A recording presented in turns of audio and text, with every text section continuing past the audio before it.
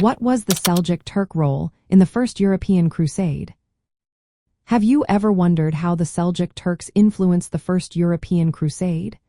The Seljuk Turks were a major Muslim power in Anatolia and parts of the Levant during this time. Their role was quite significant, but they faced challenges that limited their effectiveness. In the late 11th century, the Seljuks controlled key territories that the Crusaders aimed to reclaim, including Jerusalem. However, by the time the First Crusade began in 1096, the Seljuk Empire was already experiencing fragmentation. The death of Sultan Maliksha in 1090 led to internal power struggles among various Seljuk leaders. This division weakened their ability to mount a united defense against the advancing Crusaders.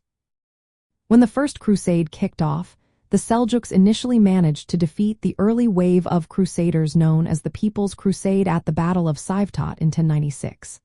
However, the main Crusader armies, composed of knights and soldiers from Western Europe, continued their advance through Anatolia. They captured key cities like Nicaea after a long siege and later Antioch. The Seljuks struggled to effectively stop this advance due to their fractured political state and competing priorities among their leaders. By the time the Crusaders reached Jerusalem in 1099, the city had already fallen into the hands of the Fatimid Caliphate. This meant that the Seljuks were not in control of Jerusalem when the Crusaders captured it.